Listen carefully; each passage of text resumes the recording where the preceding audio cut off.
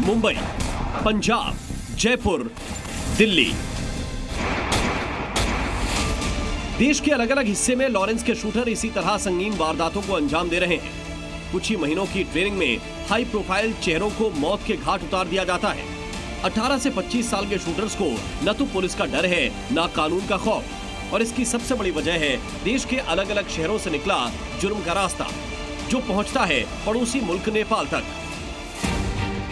नेपाल जो केवल भारत में ही नहीं बल्कि दुनिया के कई मुल्कों के शूटर्स के लिए सेफ हेवन बन गया है।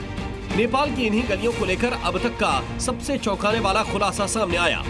हिंदुस्तान के अलग अलग हिस्सों में नाबालिग शूटर्स संगीन वारदात को अंजाम देते हैं और फिर नेपाल की इन्हीं गलियों में कहीं गुम हो जाते हैं। पाकिस्तान की तरह नेपाल सीमा की निगहबानी भारतीय सेना के पास नहीं होती है।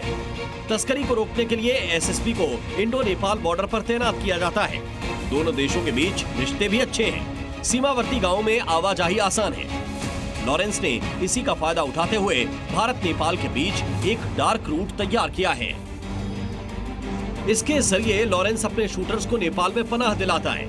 इसके लिए लॉरेंस ने एक बड़ा और पेचीदा नेटवर्क भी तैयार किया है, जिसमें सैकड़ों की संख्या में नाबालिगों को स्लीपर सेल की तरह भर्ती किया गया है। देश के अलग अलग हिस्से में लॉरेंस के प्लान को अंजाम देने के बाद शूटर्स की जिम्मेदारी स्लीपर सेल को सौंप दी जाती है। स्लीपर सेल यूपी या फिर बिहार के रास्ते शूटर्स को नेपाल तक पहुंचा देते हैं। लॉरेंस बिश्नोई बीते करीब 2 साल से लगातार सुर्खियों में है। खास तौर पर सलमान खान को धमकी मामले में लॉरेंस का नाम लगातार सामने आ रहा है। दावा किया जाता है कि लॉरेंस बिश्नोई देश भर में 700 से 800 शूटर्स का नेटवर्क चलाता है, जिसमें अधिकतर 18 से 25 साल के लड़के होते हैं, जिन्हें वारदात के बाद ढेर सारा पैसा और विदेशों में लेविश लाइफस्टाइल का लालच दिया जाता है।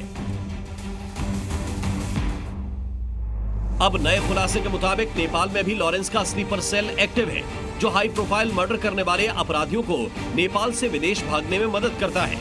25 से 30 हजार रुपए में हमलावरों का नाम बदलकर पासपोर्ट तैयार किया जाता है और ऐसे देश का वीजा लगवाया जाता है जिस देश में वीजा ऑन अराइवल आसानी से मिल सके।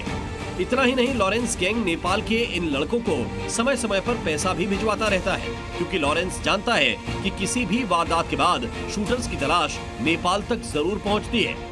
लॉरेंस बिश्नोई और तमाम जितने बड़े गैंग्स हैं वो नेपाल के रास्ते अपना फेक पासपोर्ट के ऊपर दूसरे नाम बदलकर वो ट्रैवल करते रहे हैं और हिंदुस्तान के लिए हमेशा एक बहुत बड़ा चैलेंज रहे हैं जब वो विदेश में बैठकर ऑपरेट करते हैं। और यहाँ उनके तमाम गुर्गे हिंदुस्तान की पुलिस फोर्सेस के लिए और ख़ास तौर से राजधानी में जिस तरह से क्राइम हुआ है, तो उसके पीछे एक बहुत बड़ा कारण ये है कि जो विदेश में भागकर जो अपराधी चले गए हैं उनके गुर्गे वो ऑपरेट कर रहे हैं, वो लगातार उनके टच में रहते हैं।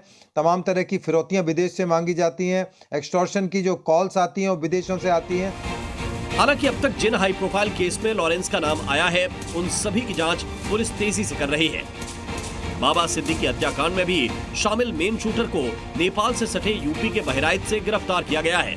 बावजूद इसके एक तरफ लॉरेंस का बढ़ता नेटवर्क और दूसरी तरफ शूटर्स का ये डार्क रूट पुलिस के लिए बड़ी चुनौती बनी हुई है। प्रमोद शर्मा, ज़ी मीडिया, दिल्ली।